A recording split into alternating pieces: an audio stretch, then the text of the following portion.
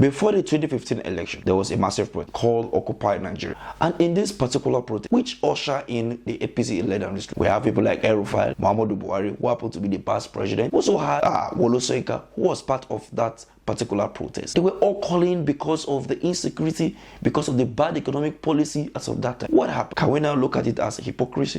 Say that, oh, terrorism is happening, Jonathan is doing nothing. Well done, Jonathan. Are we supposed to do that? We are in opposition. Our job is to look at even good things that they are doing and say they are not doing it well. It is the job of opposition. So we have no apologies for pointing out to Nigerians that this government is incompetent and has failed to provide security. If you say we are politicizing it, fix the problem so that we can't politicize it. Someone said before the 2023 general election that the major opposition, the Labour Party candidate, His Excellency Mr. Peter Obi, lacked experience to govern Nigeria. And now we could actually see that the experienced people that ought to pilot the affair of Nigeria are actually inexperienced because of the kind of policy and the way they are handling the issues of government. The young man was venting, when comparing the issues between Peter Obi and Bola Ahmed Tinubu. Is that the kind of experience you are looking for? That is a malevolent experience. That is a diabolical experience. That is a retrogressive experience. That is a cancerous experience. That is a corrosive experience. That is a backward experience. That is a reducing experience. That is a poverty-oriented experience. That is a Stockholm Syndrome experience. It is an experience that must be smashed to the smithereens and dumped in the compost stone. Our country needs egalitarian, progressive, brilliant, intelligent people with capacity, idealistic, to take us from the nadir of insignificance to the pinnacle of global recognition. That's what we're looking for. Before the 2023 general election, some people will say if Peter Obi actually won this particular election, then Nigeria would have still been in this particular state, in this mess that they have found themselves. But let's ask ourselves this question. When somebody is being declared as the president of the country, of the All Progressives Congress, having satisfied the requirements of the law and scored the highest number of votes, is hereby declared winner and is returned elected.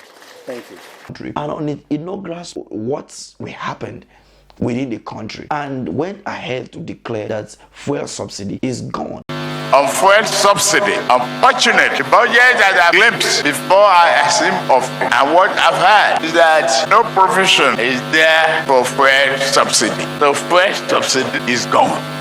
The genesis of Nigerian problem today is from that statement. The fuel subsidy is gone, and without any plan for it. If Nigeria were paying in trillions of naira for subsidy within the last administration, from May 29, 2023 till date, what can the federal government say to Nigerians as to what they have used the money they have saved from the subsidy removal? Is there any plan for this? They have removed the subsidy, but what are they doing with the money saved? We have seen the looting that happened in the Ministry of Humanitarian Affairs, a ministry that is supposed to cater for the poor people has become a looting ground where people that are supposed to work for the people are the one looting what is meant for the people. What do you think about this?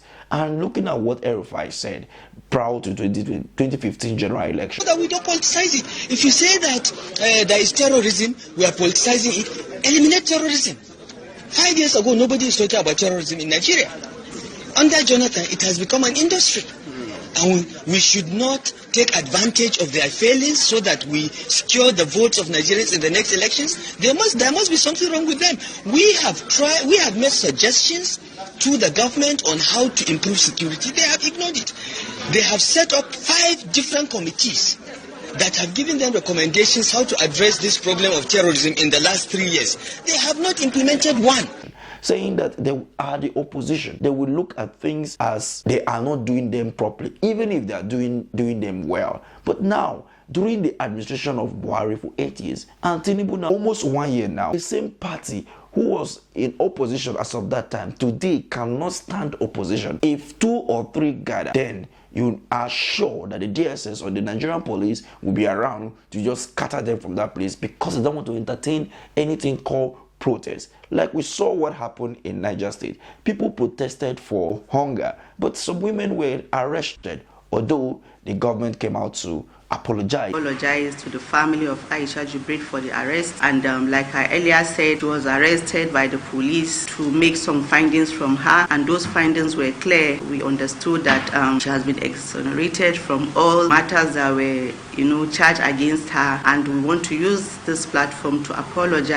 With just the apology ends everything. I believe there was some compensation that was supposed to be paid to that lady that was harassed when they exercise their fundamental human right.